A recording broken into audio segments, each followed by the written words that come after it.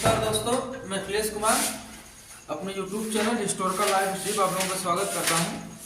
हम लोग हड़प्पा सभ्यता में इसका सामाजिक जीवन तक पढ़ चुके हैं। अब इसका दो टॉपिक और बचा हुआ है। एक हम लोग इसका सांस्कृतिक पढ़ेंगे और एक इसका आर्थिक पढ़ेंगे। इसके बाद पतन हो जाएगा। पतन और परवर्ती हड़प्पा सभ्यता पढ़ने के बाद हम लोग का जाएगा ऋग्वैदिक काल शुरू हो जाएगा। तो ये जो है जो यहाँ से महत्वपूर्ण प्रश्न बन रहा है आप लोगों का, ये जो इसके महत्वपूर्ण स्तर मास बनेंगे, ये वाला जो है आपको मेंस में काम करेगा। और क्या अगर कंसेप्चुअल कोई लाइन दे दिया जाए या इसके धातुत्व के बारे में पूछ लिया जाए वहां से, तो यहाँ से आपका प्रश्न बन के तैयार होगा। ठीक है, तो अभी तक हम लोग इसका उत्पत्ति देख चुके हैं, विस्तार देख चुके हैं। स्थल में महत्वपूर्ण स्थल में हम लोग दो चीज पढ़े। एक तो नगर वाले ऐसे स्थल जिनको नगर की संज्ञा दी गई, और ऐसे महत्वपूर्ण स्थल छोटे छोटे जिनका मिलान दे देगा या उसकी विशेषताओं को पूछ लेगा। उसके बाद हम लोगों का इसका देख लिए थे धार्मिक जीवन। तो आज वाला जो टॉपिक हम लोगों का शुरू होगा, नेक्स्ट इसका हम लोग सांस्कृतिक देखेंगे। सांस्कृतिक जीवन,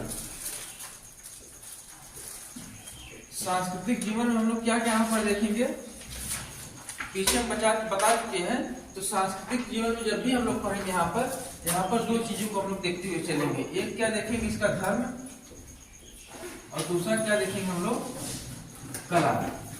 तो कला में भी और धर्म में भी अगर देखा जाए तो धर्म इस लोग क्या मानते थे, इसमें पूजा होती थी, नहीं होती थी, किन चीजों की पूजा होती थी, ये थोड़ा हम लोग हल्का फुल्का पढ़ चुके हैं श्लोक के बारे में। लेकिन अब यहाँ से हम लोग देखेंगे जिनका जो समाज था, समाज में धार्मिक पूजा तो होती थी, लेकिन ये धर्म निरपेक्ष समाज था। यानी कि कोई एक ही पर्टिकुलर धर्म को नहीं अपनाते थे। क्या करते थे, कोई एक धर्म को नहीं अपनाते थे। यानी कि यहाँ पर विभिन्न देवी देवताओं को मान सकते थे या विभिन्न धर्मों को मान सकते थे। तो पहला पॉइंट इसमें हम लोगों का क्या बन जाएगा,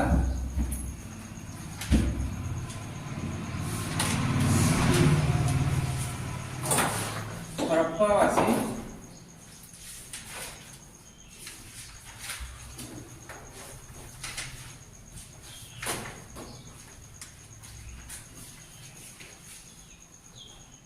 धर्म निरपेक्ष था। ठीक,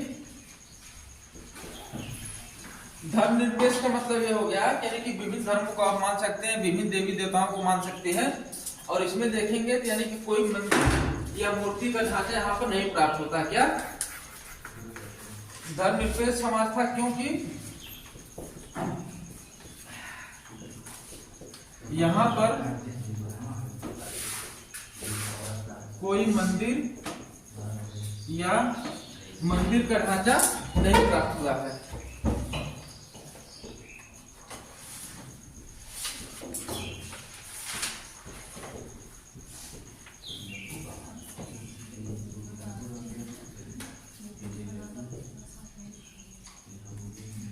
ठीक है, तो एक चीज और हम लोग देखेंगे यहाँ पर, जैसे यहाँ कुंभ का मेला लगता है उज्जैन महादेव का, बनारस का, लोग स्नान करने के लिए जाते हैं। यहाँ क्या पूर्णिमा जो होता है लोग स्नान करते हैं, अपनों को शुद्ध करने के लिए होता है।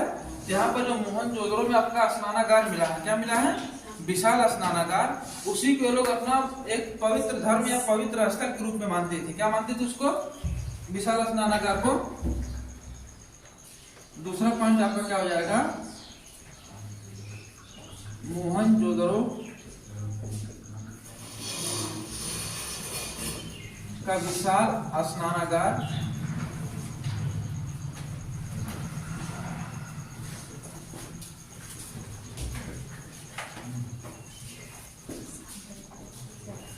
पवित्र धार्मिक स्थल मानते थे।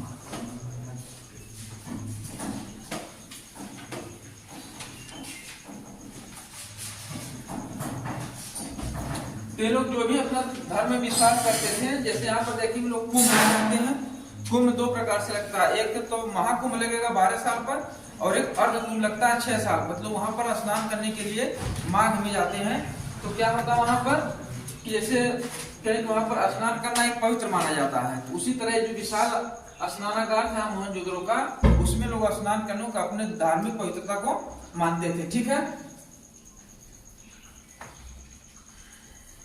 तीसरा पॉइंट हम लोग देखेंगे यहाँ पर तो इसमें हम लोग इसका दो पक्ष देख लेते हैं। पहले धर्म का, यहाँ पर धार्मिक पक्ष में हम लोग दो पक्ष इसका देख लेते हैं। कौन से देखेंगे?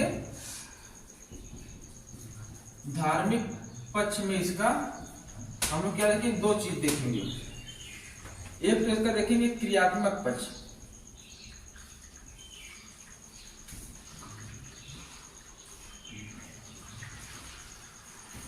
दूसरा हम लोग देखेंगे दार्शनिक पक्ष। दार्शनिक पक्ष में कुछ मिला अभी तक हम लोग पढ़े, तो दार्शनिक पक्ष में कुछ मिला यहाँ पर? क्यों नहीं मिला? कोई साहित्य मिला यहाँ पर? साहित्य नहीं मिला। अगर साहित्य मिल भी रहा है लेकिन उसकी ऐसी लिपि जो थी उसको पढ़ी जा ही नहीं सकी। लिपि यहाँ पर कैसी थी? लिपि यहाँ पर किस प्रकार की थी बताए थे कि नहीं पीछे?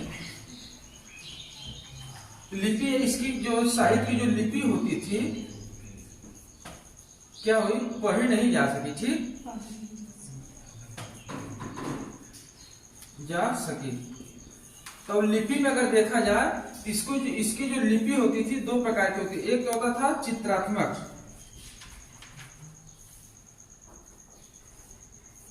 और दूसरा इसमें क्या था? प्रतीक चित्रात्मक।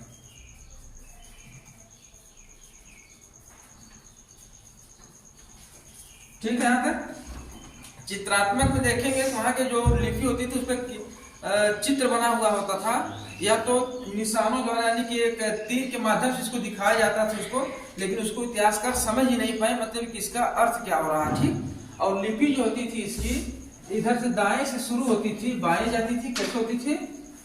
पूछ लेगा, अगर पूछ लेता है प्रश्न यहाँ बनता है कि हड़प्पा काल में लिपि किस तरफ से शुरू होती थी और किस तरफ जाती थी? क्या दाएं से बाएं जाती थी और फिर क्या होती थी? बाएं से दाएं जाती थी। ठीक है। और फिर मतलब कि दाएं से बाएं ऐसे चलती थी इसका। हम लोग क्या करते हैं? इधर बाएं से दाहिने की साइड लिखते हैं, ये लोग दाहिने से क्या लिखते थे? बाएं साइड। ठीक है। इसका आप लोग नोट कर लीजिएगा। इसकी लिपि जो होती थी क्या होती थी? हमेशा दाएं से बाएं की साइड चलती थी और फिर बाएं से दाएं चलती थी। ठीक है। और इसमें जो क्रियात्मक पक्ष हम लोग इसका देखेंगे तो इसमें दो तीन चीजों को हम लोग समझेंगे। दो तीन चीज में क्या आपका आ जाएगा?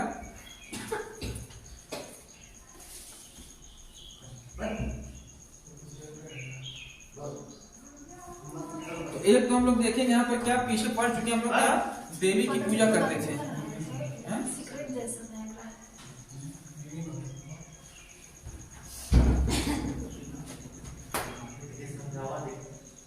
नहीं जा पा रहे।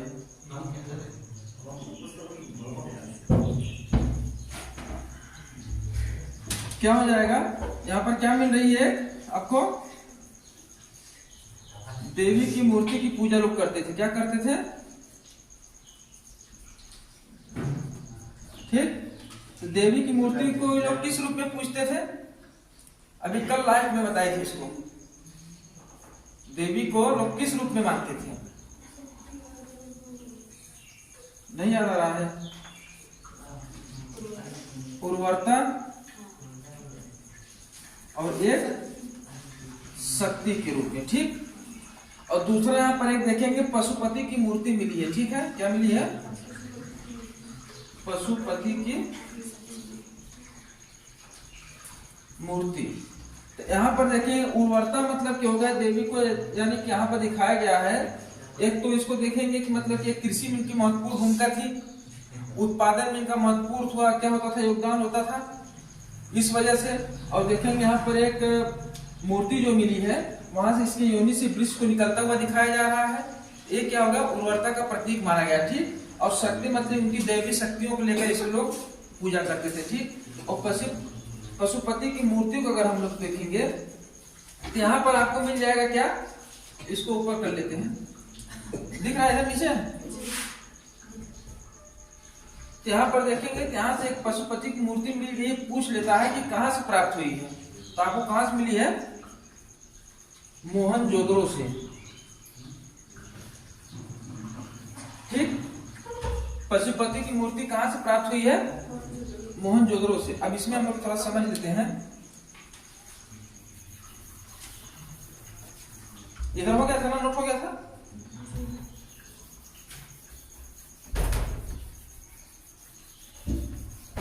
तो इस पशुपति को लेकर एक प्रश्न आप लोगों का बनता है यहाँ पर। मान लीजिए कि ये मोहर हो गई, ठीक है, एक मोहर मिली है पशुपति की। कहां से? पशुपति की यहाँ पर एक मोहर मिलती है। कहां से मिल रही है? मोहनजोदड़ो से, ठीक। इसमें एक मान लीजिए कि देवता का इसमें एक चित्र बना हुआ है, ठीक। इस मोहर पर एक देवता का चित्र हो रहा था और इसमें हम लोग देखेंगे इसके नीचे साइड, इस चित्र के नीचे 2 हिरन थे। क्या थे? ठीक। और इसके इधर मतलब कि बाएं साइड में देखेंगे तो एक गैंडा मिला है। इसी को एक सिंगी गैंडा हम लोग कहेंगे, ठीक। और जब निप्पुर वाला स्थान देखेंगे, अभी आगे चल के जब देखेंगे निप्पुर एक स्थान मिलेगा मेसोपोटामिया में, तो वहां से गैंडे का साक्ष्य मिला है, ठीक। और यहाँ पर क्या मिल जाएगा? एक आपको भैंस मिल जाएगा, चीता उता नहीं मिला यहाँ पर, ठीक। क्या मिल जाएगा? भैंस मिल जाएगा। इधर आप अगर हम लोग देखते हैं तो इस साइड दाहिने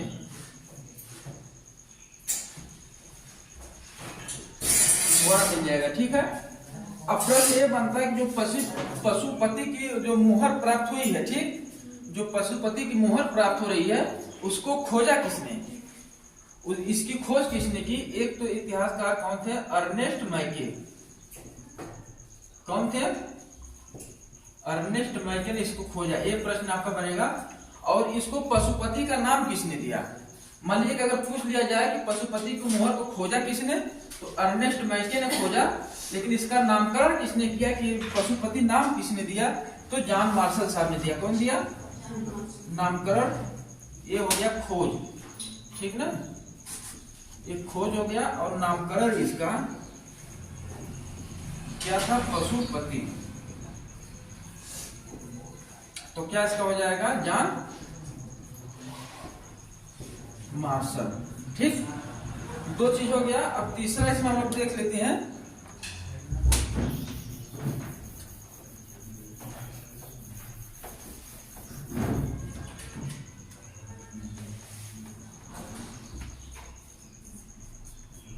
लिंग व योनि की पूजा करते थे,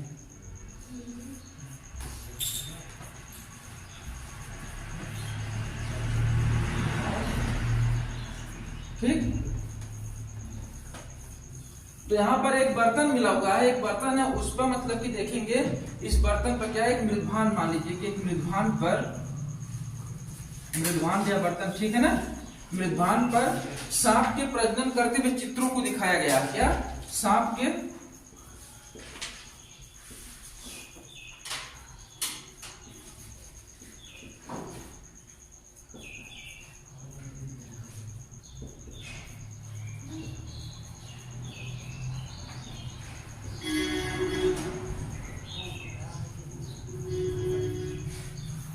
ठीक है। तो इसमें 3 चीज हम लोग देख लिए। क्या देखने? यहाँ पे एक देवी की मूर्ति, इंपॉर्टेंट, मोस्ट इंपॉर्टेंट आपका यही है, पशुपति वाला, ठीक। इसको आप लोग मोस्ट इंपॉर्टेंट कर लीजिएगा, यहाँ से प्रश्न आपका बनता है। और ये सब मान लीजिए कि कॉन्सेप्चुअल है, आपको लिखने के लिए अगर मेन सोर्स में जाएंगे, अगर आप लोग कभी या कोई पूछ लिया जाए, कोई पूछ ले आपसे, तो यहाँ पर आपका काम करेगा, ठीक है। तो और इसमें आगे हम लोग नेक्स्ट पॉइंट देखते हैं। हो गया? नहीं बन गया आपका? एक ये लोग वृक्ष की भी पूजा करते थे। तो वृक्ष में कौन सा वृक्ष हो जाएगा? पीपल की वृक्ष की भी ये लोग पूजा करते थे। किसकी?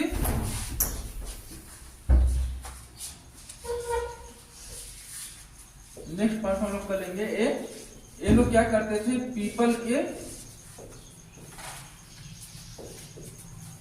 वृक्ष की पूजा करते थे, ठीक। कुबर बैल आप लोग सुनेंगे इसमें ना, कुबर बैल। तो कुबर बैल की भी लोग पूजा करते थे। किसकी? कुबर बैल की भी पूजा करते थे।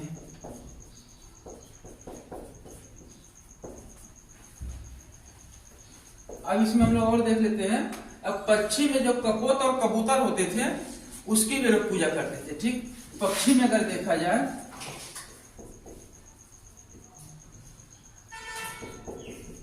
कपोत व कबूतर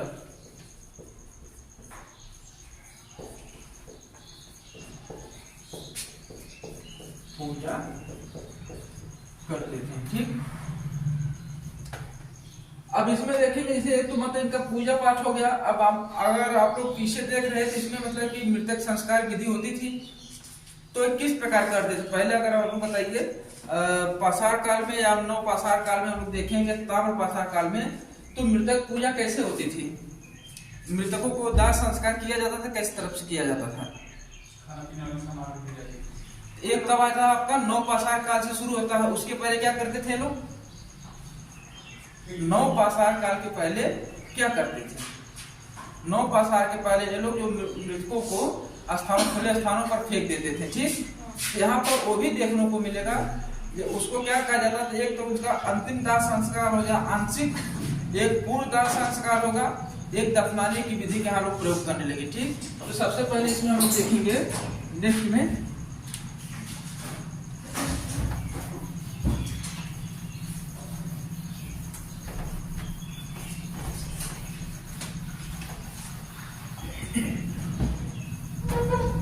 मृतकों को, अगर कोई किसी की मृत्यु हो जा रही है,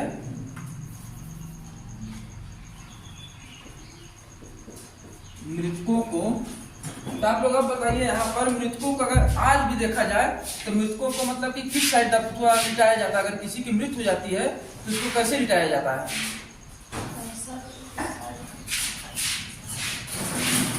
सर और पैर किस किस साइड होते हैं? तो मृतकों को उत्तर दक्षिण दिशा में लिटाया जाता था। ठीक, तो ये परंपरा हम लोग देख रहे हैं मतलब कि प्राचीन से ही चली आ रही है कि अगर किसी की मृत्यु हो जाती है तो उसका सर उत्तर साइड और पैर दक्षिण साइड करके लिटा दिया जाता है और इसी तरह उसको दफना भी दिया जाता था। इसमें फिर अब देखेंगे तो अगर इसके जो हो जा रहा है दफनाने में मृतकों के साथ मतलब कि किन किन चीजों का ध्यान रखा जाता था? एक तो इनके साथ क्या दफनाने में क्या रख दिया जाता था? खाद्य सामग्री, आभूषण, औजार,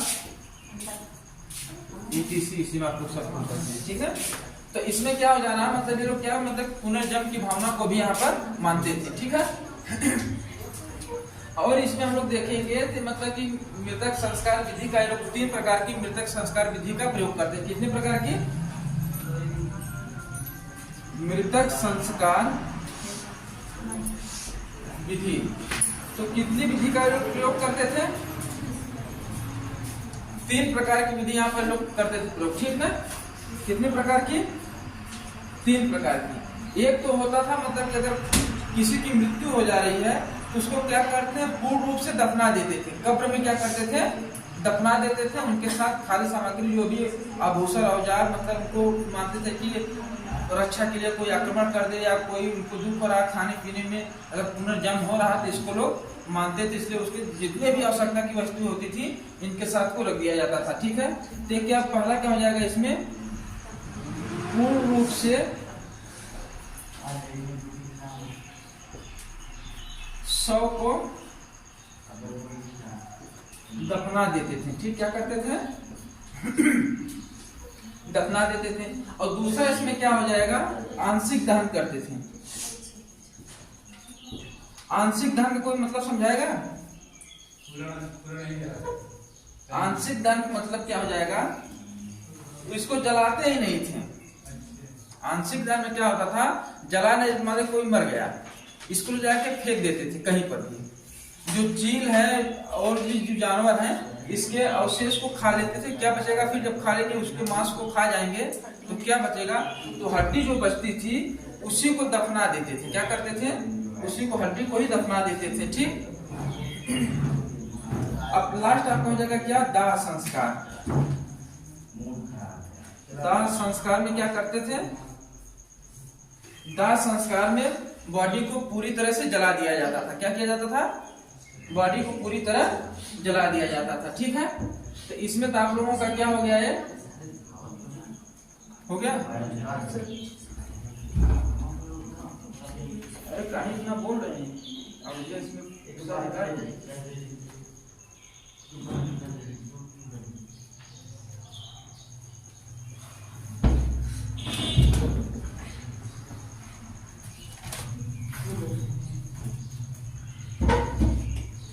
गया, यहाँ तक नोट हो गया।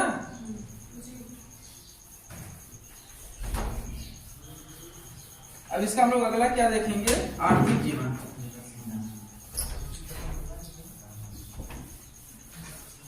आर्थिक जीवन हम लोग देख रहे हैं, तो सबसे पहले इसका हम क्या देखेंगे, व्यापार को देखेंगे कि नहीं देखेंगे। आर्थिक में कृषि देखेंगे, पशुपालन देखेंगे, और क्या देख सकते हैं इसमें, उद्योग। ठीक है, तो आर्थिक जीवन में अगर हम लोग देखा जाए,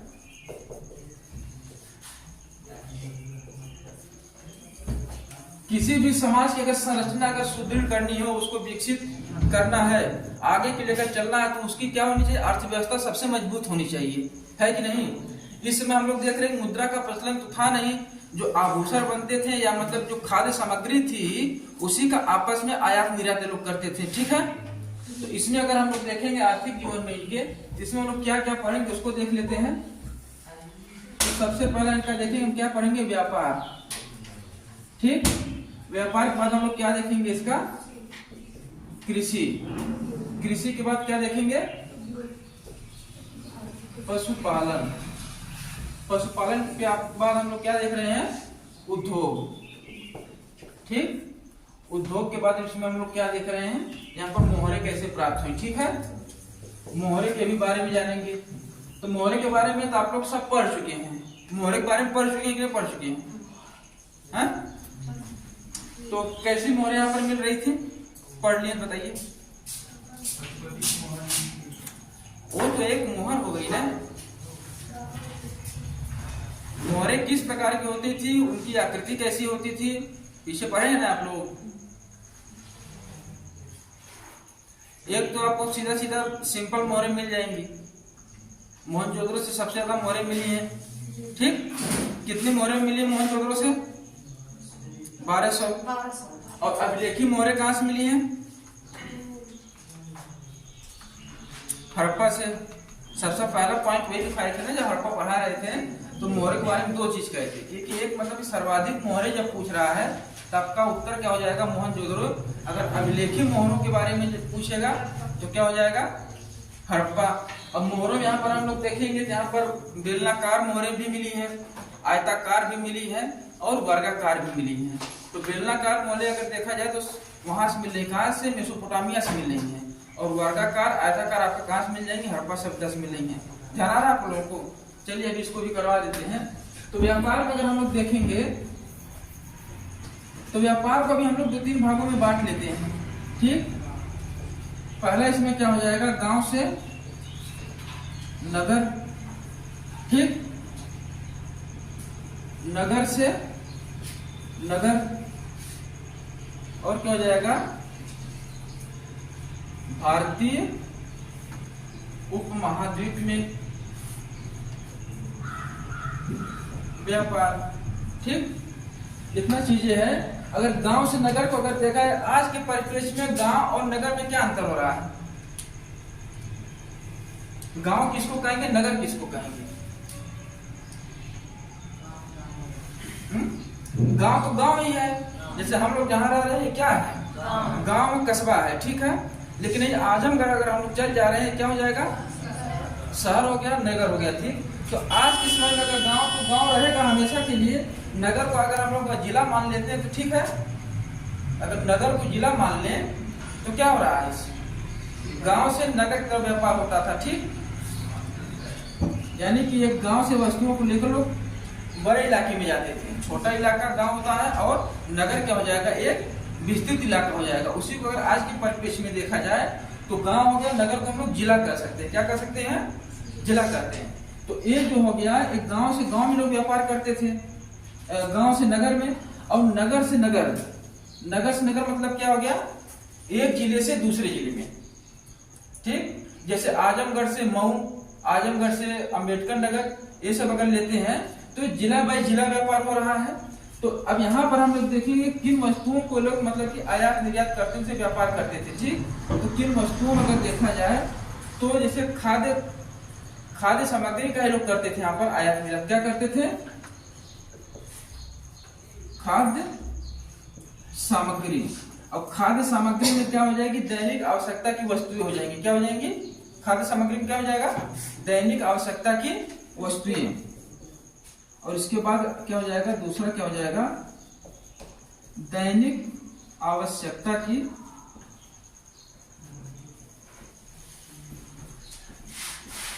वस्तुएं। दैनिक आवश्यकता की वस्तुएं में क्या क्या हो जाएंगे? जैसे खाने पीने वाली चीजें जो रोज यूज करते हैं, तेल हो जाएंगी। खाना हो गया, चावल हो गया, गेहूं हो गया, कपड़े हो गए, ये सब।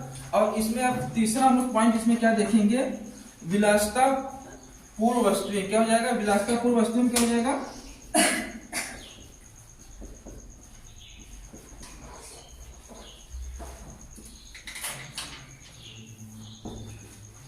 विलासिता पूर्ण समय नहीं, विलासिता पूर्ण किसको कहेंगे? हाँ? क्या? कौन? अरे मतलब विलासतापूर्वक जीवन। विलासितापूर्ण में तो दारू शराब आएगा। विलासितापूर्ण मतलब कि भड़काऊ वस्तुएं, जैसे चांदी हो गया, सोना हो, दिखावा वाली वस्तुएं। विलासितापूर्ण मतलब क्या कहेंगे उसको? दिखावा वाली जितने भी वस्तुएं हैं।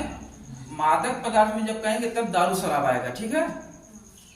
विलासितापूर्ण में क्या आ जाएगा कि जो हमारे मतलब कि समाज को दिखाने के लिए है। मान लो अभी तुम एक बाइक ले रहे हो, ठीक? गए 1 लाख की बाइक लेकर आए, तो गांव गांव घर घूम दिखाओ मैं बाइक ले लिया हूं। कितना गर्व महसूस होगा? जिसके पास नहीं उसके पास जाओगे तो क्या सोचेगा? और महिलाओं में प्रवृत्ति ज्यादा होती है, कोई भी सामान लेकर जाएगी, जब तक गांव भर नहीं पूछ लेगी कैसा लग रहा तब तो संतुष्टि नहीं मिलेगी। मैं कोई भी सोना चांदी या आभूषण हो गया लेंगे, सबको बता डालेंगे, ये बताओ कैसा लग रहा है, ये बताओ कैसा लग रहा है। यही हो गई विलासितापूर्ण वस्तुएं। ठीक ना? जिसको दिखाकर उसको थोड़ा सा नीचे दिखाने का प्रयास किया जाए, अपने आप को श्रेष्ठ वाली श्रेणी में रखा जाए। ठीक है? तो इसमें क्या हो जाएंगे? आपके आभूषण हो जाएंगे।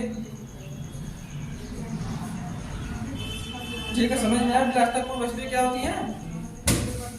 इसमें आभूषण हो गए, वही गहने हो गए, हार हो गया, कीमती पत्थर। ठीक?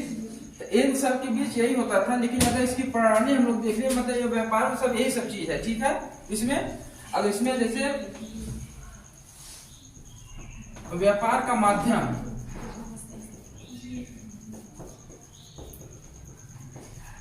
व्यापार का माध्यम क्या हो जाएगा? यहाँ पर था, यहाँ तो वस्तु विनिमय प्रणाली थी। मुद्रा का प्रचलन यहाँ पर था नहीं। क्या था? मुद्रा का प्रचलन, मुद्रा का प्रचलन नहीं था। ठीक है? मुद्रा का जब प्रचलन नहीं हो रहा है तो किस प्रकार इसका व्यापार होगा? तो वस्तु के बदले वस्तु, यानी कि वस्तु विनिमय प्रणाली। क्या कहेंगे इसको?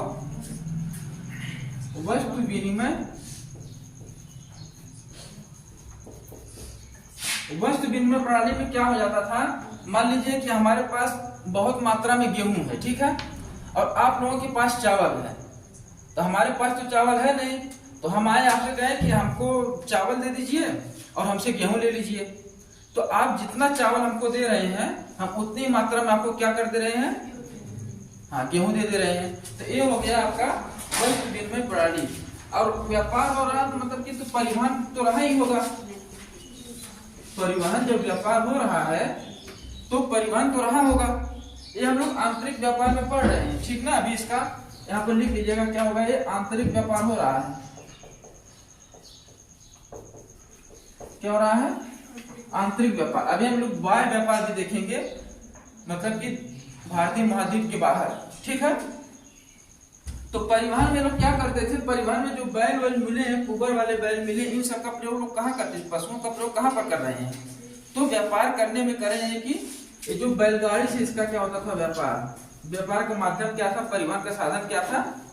बैलगाड़ी। ठीक ना? यहाँ पर लिख लीजिए कि परिवहन यानी कि व्यापार का साधन या माध्यम क्या होता था? बैलगाड़ी होती, जो पशु ये लोग पालते थे, पशुपालन करते थे। उन्हीं से अब देखिए इक्का गाड़ी कहाँ से मिली है? इक्का गाड़ी मिली है कि नहीं यहाँ पर? तो इक्का गाड़ी कहाँ से मिली आपको बताइए, कमेंट करिए।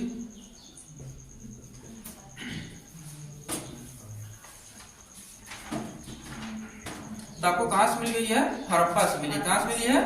हड़प्पा से मिली है। सोमवार को आप लोगों का पूरा पाषाण काल से किसी मतलब कोई बहाना नहीं चाहिए उसे हमको। सोमवार को पूरा पाषाण से लेकर हड़प्पा तक मेन पॉइंट आपको कम से कम याद रहना चाहिए। जो मोस्ट इम्पोर्टेंट है उसमें ज्यादा छोटा मोटा तो चल में तो जो इधर वाला है इसका देने की जरूरत नहीं है, ठीक। लेकिन जो एग्जाम में पूछे जाते हैं प्रश्न, जहाँ हमेशा प्रश्न बनते हैं, आप उसको लोग प्रीवियस ईयर कल देख लीजिएगा, नहीं तो आज देखिएगा। और उसमें जो जो पॉइंट नोट करवाया हूँ वो सब तो आप लोगों को रटा होना चाहिए। कब? सोमवार को, ठीक।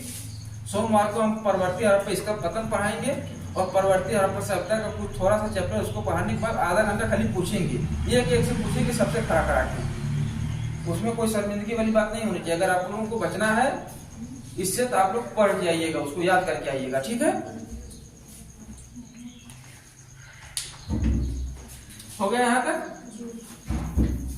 अब इसका नेक्स्ट पॉइंट हम लोग क्या देख रहे हैं? बाह्य व्यापार।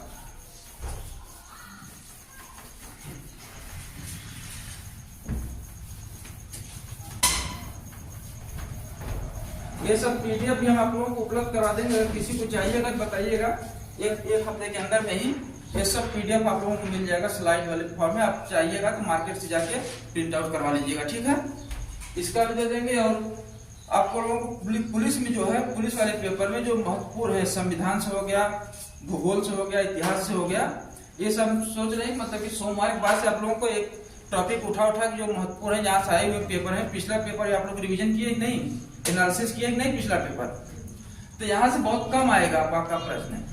मुद्रा पूछ लेगा, उसकी राजधानी पूछ लेगा, पहाड़ पर्वत नदी नाली है, ठीक है ना। उसमें जो भारतीय राष्ट्रीय आंदोलन है उसमें जहाँ जहाँ प्रश्न बने, जैसे जलियांवाला बाग हो गया, सविनय आंदोलन, भारत छोड़ो आंदोलन हो गया, यहाँ से आके प्रश्न बने हुए थे, तो उसका जो मेन है अगर कहे तो उसको पॉइंटर में हम करवा देंगे, एक लाइन में उसको करवा सकते हैं। पेपर कब होने वाला है इसका?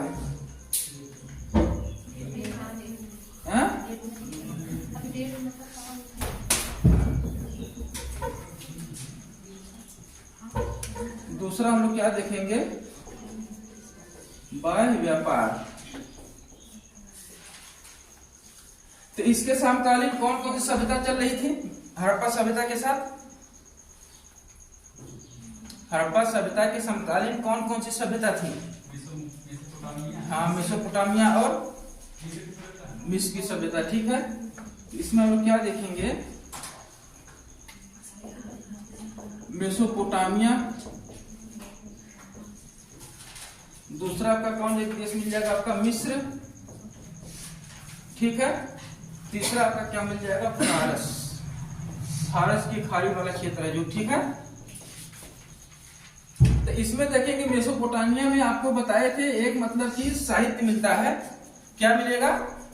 एक साहित्य मिल रहा है। कहां पर? मेसोपोटामिया में, यानी साहित्य या ग्रंथ एक मिल रहा है। क्या मिल रहा है? ग्रंथ या साहित्य। उसका क्या नाम बताए थे हम? मेलुहा, याद आया? मेलुहा नामक स्थान है। इसी में मतलब कि हड़प्पा और मतलब कि मेसोपोटामिया के बीच व्यापार की चर्चा मिलती है। क्या मिलती है? यहीं पर क्या मिल रही है? हड़प्पा।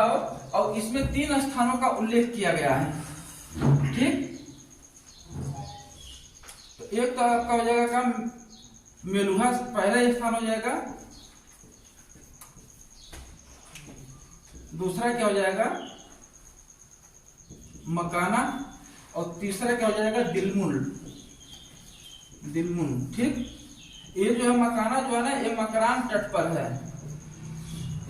इसी को क्या कहते हैं? मकाना को क्या कहते हैं? मकरान तट कहते हैं। अगर पूछ लिया जाए मकरान तट कौन सा, तो ये आपका मकाना हो जाएगा, मकरान तट, ठीक है। तो यहाँ से मतलब कि हड़प्पा और मतलब कि मेसोपोटामिया के भी व्यापार की चर्चा आपको मिल जाती है। और यहाँ से एक अभिलेख पूछ लेता है, हमेशा पूछ लेता है। तो यहाँ एक सरगोन का अभिलेख मिला। कौन सा? सरगोन का अभिलेख। तो सरगोन का अभिलेख कहां से मिला है? तो आपको हो जाएगा मेसोपोटामिया से। अब अभिलेख हम लोग जब देखेंगे मौर्य काल में, जब आएंगे मौर्य और गुप्त काल में, अभिलेखों को हम लोग बहुत अच्छी तरह से पढ़ेंगे। लेकिन अगर इधर से पूछ लेता है तो आपका क्या हो जाएगा? ये आपका सरगोन का अभिलेख अगर पूछ लिया जाए तो स्थान सरगोन का अभिलेख कहां से प्राप्त हुआ है, तो आपका क्या हो जाएगा? उत्तर मेसोपोटामिया से, ठीक है। अब इसी में अगर हम लोग देखेंगे 3 स्थान की चर्चा मिलती है, कहां पर, इसी में ले लेते हैं 3 स्थान आपको मिल जाएंगे मेसोपोटामिया में। क्या हो जाएगा, एक सूसा मिल जाएगा, क्या मिलेगा, सूसा, 3 स्थान मिलेंगे आपको यहाँ पर। और दूसरा क्या मिल जाएगा, एक उर मिल जाएगा, कौन सा, सूसा, उर और निप्पुर, 3 स्थान है। तो ये भी मतलब क्या है कि इसके यहाँ से मोहरें प्राप्त हुई। यहाँ क्या हुई, यहाँ से हड़प्पा सभ्यता में जो भी मोहरें प्राप्त हुई हैं, इनको बीच व्यापार हो रहा था। तो व्यापार में कुछ सामग्री यहाँ से वहां जा रहे थे और कुछ वहां से यहाँ आ रही थी। तो यहाँ की जो मोहरें होती थी, लोग व्यापार कर रहे थे, यहाँ की मोहरों को देखा गया तो यहाँ के 3 स्थल पाए गए, सूसा, उर और निप्पुर। यहाँ से हड़प्पा कालीन मोहरें प्राप्त हुई है। क्या हुई है, यहाँ से इन तीनों स्थलों से क्या प्राप्त हुआ है, तो हड़प्पा कालीन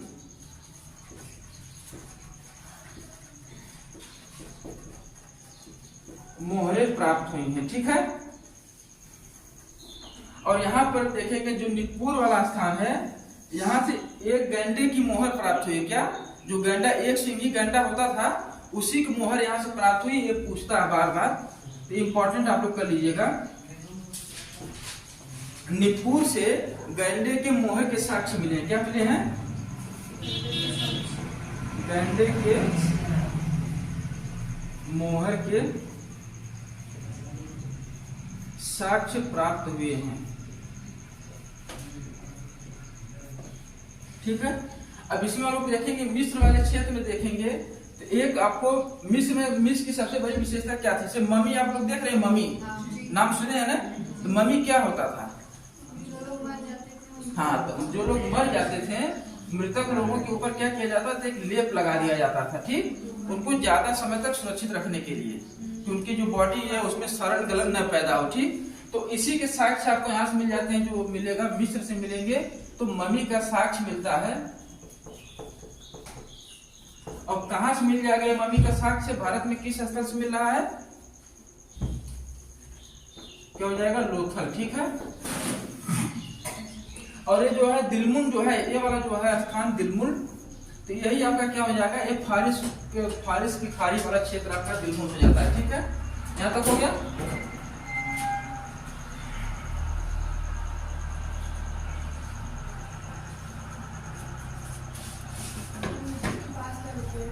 कहाँ पर,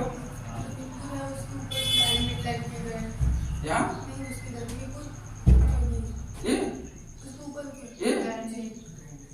भाई गैंडे की मोहर यहाँ से कहां से प्राप्त हुई, निप्पुर से गैंडे की मोहर प्राप्त हुई है, ठीक है। अब यहाँ पर हम लोग देखते हैं, जैसे मेसोपोटामिया में मोहरें किस प्रकार की थी, अगर पूछ लिया जाए तो मेसोपोटामिया में मोहरें किस प्रकार की प्राप्त हुई हैं। यहाँ पर मोहरें को आप लोग देखेंगे मिट्टी की बनी होती थी। यहाँ की मोहरें किससे बनी होती थी, मोहरें के बारे में देख लेते हैं। यहाँ की मोहरें क्या होती थी, मिट्टी की बनी होती थी, ठीक। लेकिन अगर हड़प्पा काल की मोहरें किससे बनी होती थी, शेर खड़े से बनी होती थी, ठीक। और यहाँ की मोहरों को अगर देखा जाए तो क्या होती है, बेलनाकार ही पाई गई है। लेकिन अगर हड़प्पा में देखेंगे तो बेलनाकार, आयताकार, वर्गाकार सब प्रकार की पाई गई है।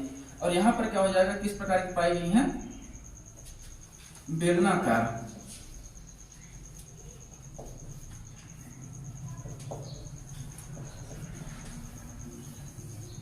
और इसी मेसोपोटामिया में देखेंगे तो हड़प्पा में देख रहे हैं मोहनजोदड़ो से जो मोहरें प्राप्त हुई हैं, वहां की 3 मोहरों के साक्ष्य कहां से मिल जा रहे हैं आपको, मेसोपोटामिया से, ठीक। तो मोहनजोदड़ो के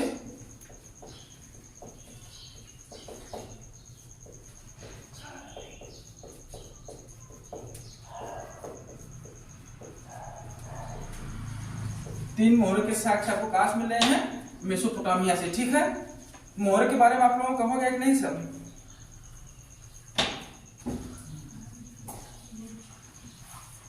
हो गया लोग।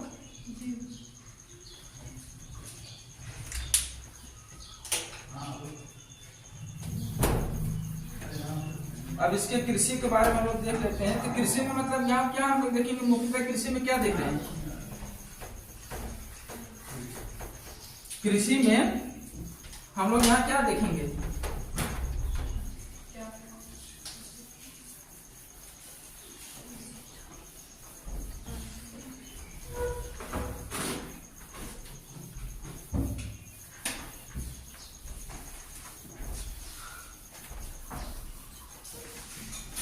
कृषि जब आप लोग देखेंगे तो कृषि में हम लोग क्या क्या देखेंगे, उसके उत्पादन के बारे में देखेंगे ना, फसलों के उत्पादन के बारे में, कितने प्रकार की फसल पाए जाएंगे, कौन कौन सी फसल पाई जाएंगे, इस सब के बारे में चर्चा यहाँ पर होगी। तो अगर देखा जाए तो यहाँ मतलब कि फसलों का उत्पादन प्रमुख था, ठीक ना, फसल जो उत्पादन था यहाँ पर, तो फसलों का उत्पादन मुख्य रूप से होता था, ठीक।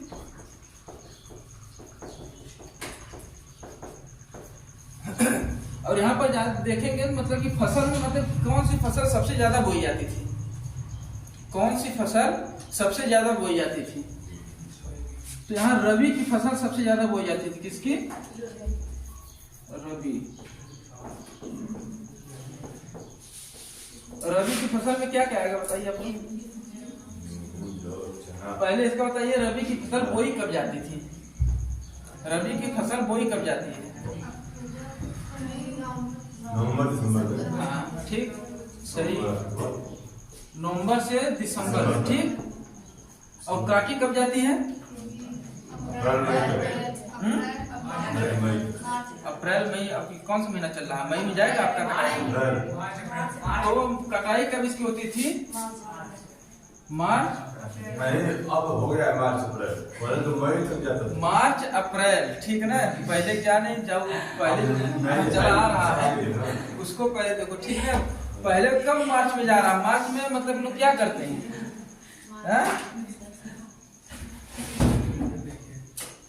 मार्च में कम दिन का गया है ना सब, कम दिन।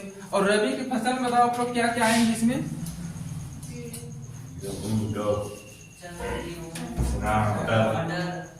गेहूं आ जाएगा, जौ आ जाएगा, चना, चना। और यहाँ पर मुख्य रूप से कितने जो प्रमुख फसल पाई गई, 9 पाई गई है, ठीक है। और उनमें से सर्वाधिक जो होती थी रबी की फसल होती थी। इनकी मुख्य फसल कितनी थी, मुख्य फसल कितने प्रकार की थी, 9 प्रकार की थी, ठीक। और 9 प्रकार में क्या क्या है, तो गेहूं हो गया, चना हो गया, जौ हो गया। चावल मिलेगा कि नहीं मिलेगा, रबी की फसल में नहीं आएगा, लेकिन चावल के साक्ष्य नहीं पाए गए हैं। रंगपुर से क्या पाया गया, रंगपुर से क्या पाया गया, हाँ, रंगपुर से धान की भूसी पाई गई है ना। जब धान होगा नहीं तो भूसी कहां से मिल गई, वो तो खरीफ में, लेकिन मुख्य रूप से जो फसल बोते थे जैसे तरबूज, खरबूज है, गेहूं, जौ, मटर, ये सब बोते थे। खरीफ की भी फसलें थी लेकिन कुछ थी। हम क्या करें, मुख्य रूप से मतलब कि सर्वाधिक जो होती थी रबी की फसल लोग बोते थे, ठीक। क्योंकि बरसातों में देखेंगे तो बाढ़ और आ जाती थी, उतना ये लोग कृषि का कार्य नहीं कर पाते थे, क्योंकि ये जो सभ्यता बसी हुई थी नदियों के किनारे ही बसी हुई थी, ठीक है। इसमें क्या हो जाएगा, गेहूं, जौ, चना, चावल, और क्या हो जाएगा, मटर, ठीक, तरबूज, खरबूज, ठीक। वही सरसों, तिलहन को सरसों कहो।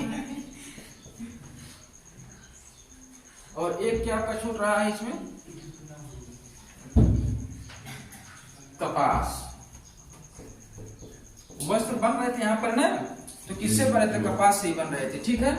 तो ये आपका क्या हो गया, मतलब कि कृषि में ये आपका, अगर गेहूं अगर पूछ लिया कहाँ गेहूं पाया गया है, जौ कहाँ से पाया गया है, उत्तम किस्म के जौ आप लोग बताओ, उत्तम किस्म के जौ कहाँ से प्राप्त हुए हैं,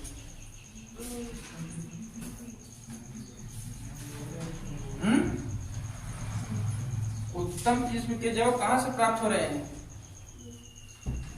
भूल गए क्या, बनावली। और बनावली में और क्या प्राप्त हो रहा है, बनावली में और क्या प्राप्त हो रहा है, 3 विशेषता बताए थे ना बनावली की। क्या कहता है, एक मिट्टी का हल, जोतने के खेत को जोतने के लिए क्या प्रयोग करते थे, मिट्टी का हल। बनावली में क्या हो जाएगा, मिट्टी का हल।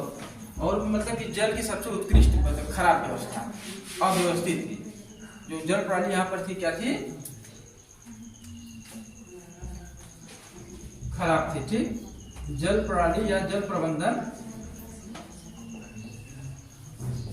ये सब याद करिए, सोमवार को सब पूछेंगे एक एक स्थल से। और इसमें जो गेहूं कहाँ से प्राप्त हो रहा है आपका, गेहूं कहाँ से प्राप्त हुआ है, पीछे जाइए और पीछे, मेहरगढ़ कहाँ से प्राप्त हुआ है, मेहरगढ़। ठीक है, अब यहाँ पर हम लोग क्या देख लेते हैं, पशुपालन देख लेते हैं। इसका क्या देखेंगे, हो गया नोट, नहीं हुआ, किसका नहीं हुआ,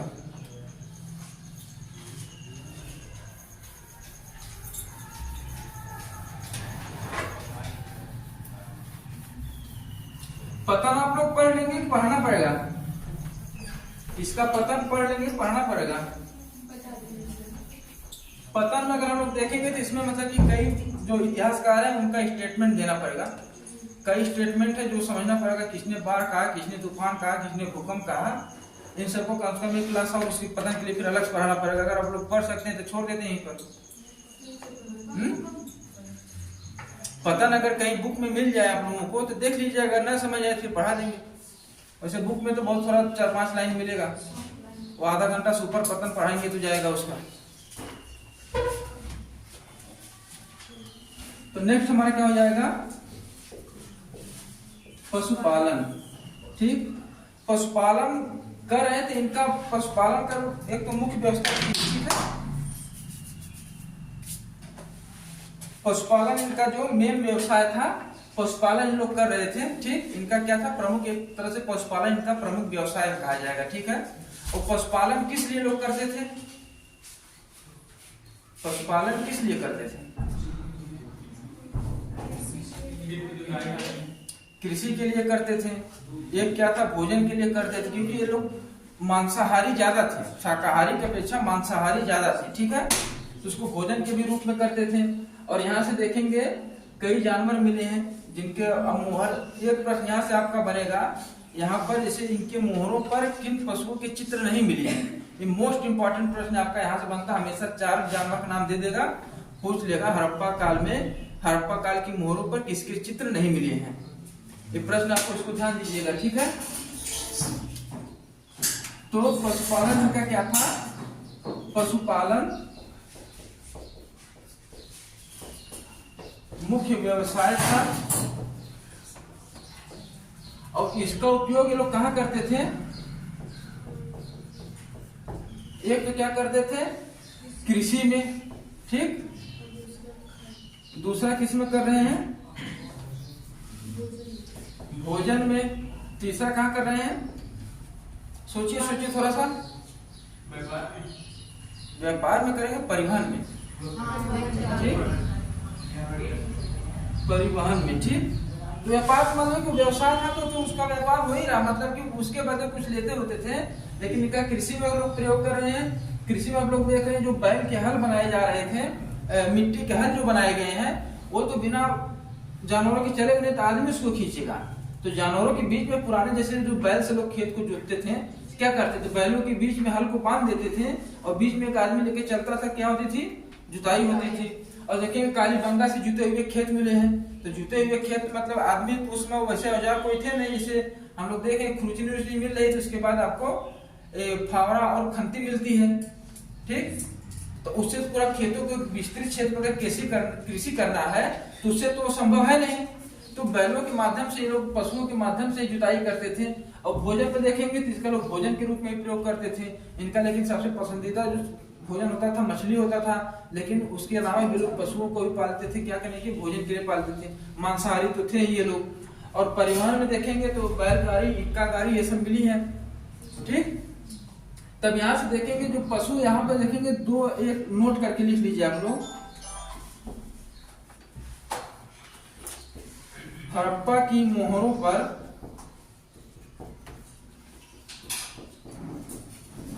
गाय व घोड़े के चित्र नहीं मिले हैं। ठीक,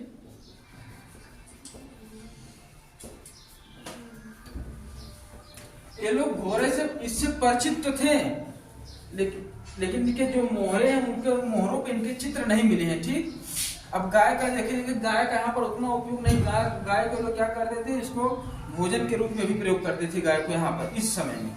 लेकिन जब भैया हम लोग वैदिक काल में जाएंगे तो गाय की पूजा होने लगती है। गाय को क्या कहा जाने लगता है यहाँ पर? गाय को क्या कहा जाने लगता है तो वैदिक काल में? अधन्या कहा जाता है। क्या? अधन्या। ये जब इसी गाय का नाम आपको जाएंगे, जब वैदिक काल में हम जाएंगे तो इसका नाम अधन्या हो जाता है कि न मारने योग्य। अभी तक इसको क्या करते थे? गाय को भी लोग मार के खा जाते थे। ठीक है। यहाँ पर घोड़े के साक्ष्य आपको कहीं से मिले नहीं। घोड़े के साक्ष्य यानी कि लोग घोड़े से मतलब कि क्या थे? परिचित तो उतनी टाइप से नहीं थे, घोड़े से परिचित नहीं थे, लेकिन इसके साक्ष्य पाए गए हैं इस काल में। ठीक है। इतने पॉइंट आप यहीं को नोट कर लीजिए। हड़प्पावासी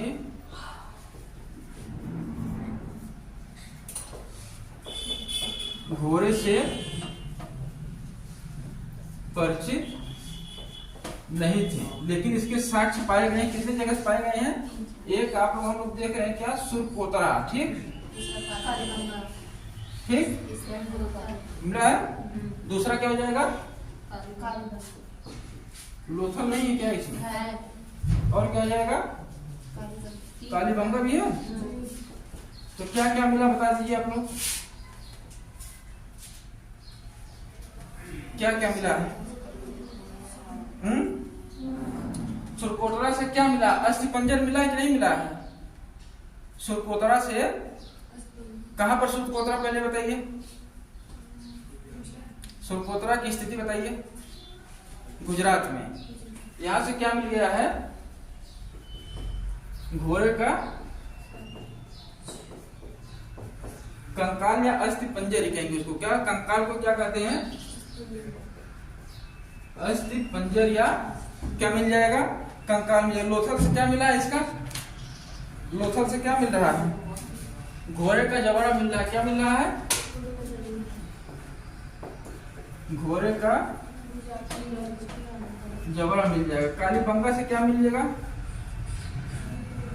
हाथी दांत के फुट यहाँ से मिले हैं। ठीक है। क्या मिला है यहाँ से? हाथी दांत के, घोड़े के हाथ साक्ष्य में हाथी दांत के क्या मिले हैं? फुट मिले हैं। और यहाँ पर देखेंगे एक और आता है रारा भुंडई नामक स्थान। क्या हो जाएगा? रारा भुंडई। ये कहाँ पर? रारा भुंडई कहाँ पर है? पाकिस्तान वाले क्षेत्र में। यहाँ मतलब कि घोड़े की खोपड़ी मिली। क्या मिली है?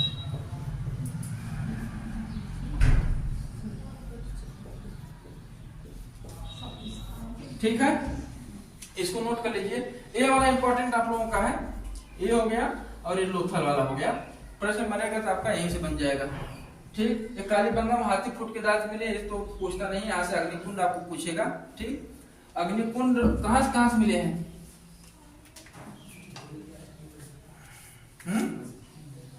अग्निकुंड कहां से मिले हैं? नहीं नोट हुआ ना?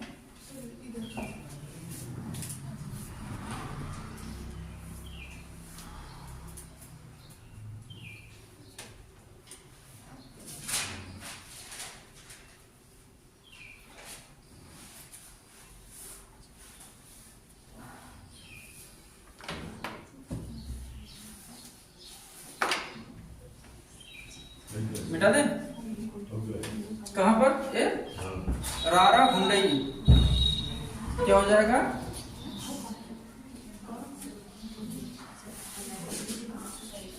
ठीक है।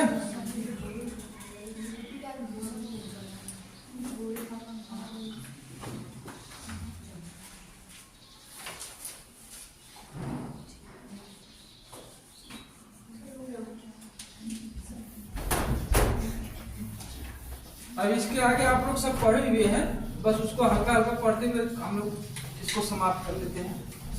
अब जैसे उद्योग आप लोग पढ़े हैं नहीं? उद्योग, सिर्फ उद्योग पढ़े हैं नहीं? ये सब आप लोगों को बताते चलिए। सिर्फ उद्योग पढ़े हैं?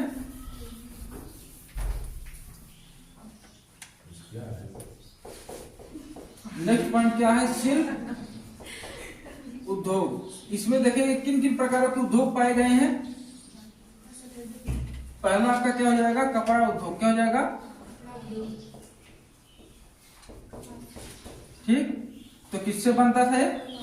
कपास से बनते। कितने प्रकार के बनते थे? दो प्रकार के, एक सूती और ऊनी, ठीक है। कपास से बनते थे क्या, कपास से क्या बनता था, दो प्रकार के कपड़े यहाँ पर पाए जाएंगे। क्या, एक हो जाएगा सूती वस्त्र और दूसरा क्या हो जाएगा, ऊनी वस्त्र। ये सूती वस्त्र जो होगी यहाँ पर क्या हो जाएगा, कपास से बनाया जा रहा है, ये जानवरों की जो खाल होती थी उससे बनाया जा रहा था। ऊनी वस्त्र जानवरों के खाल से भी बनाया जाता था, जानवर जो पालते उससे भी। उस समय रही होगी कोई व्यवस्था, से रंगाई की व्यवस्था, लेकिन प्रणाली नहीं पता चल रही है। कपड़े बनाने की यहाँ पर प्रणाली कोई साक्ष्य तो मिल रहे हैं, लेकिन किस विधि से बनाते थे ये आपको कहीं नहीं मिल रहा है, न कहीं इसका उल्लेख, बस ये दिया गया है किसके इसके साक्ष्य यहाँ से पाए गए हैं, ठीक है। और दूसरा हम लोग क्या देखेंगे यहाँ पर, मृदभान उद्योग। मृदभान उद्योग, ये तो आप लोगों को अच्छी तरह पता होगा मृदभान के बारे में।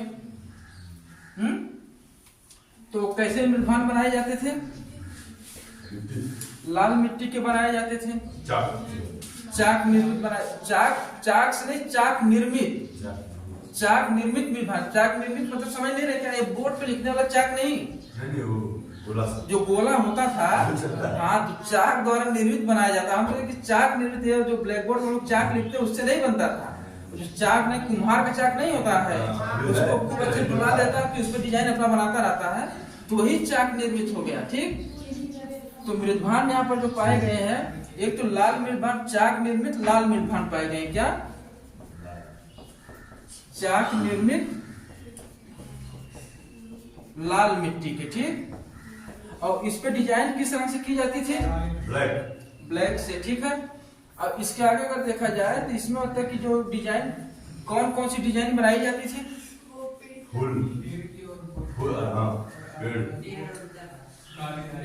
वृक्ष व वृत्त का बनाया जाता था, ठीक, या गोला स्टाइल बना दिया जाता था, पेड़ बना दिए जाते थे इसे उसी पे।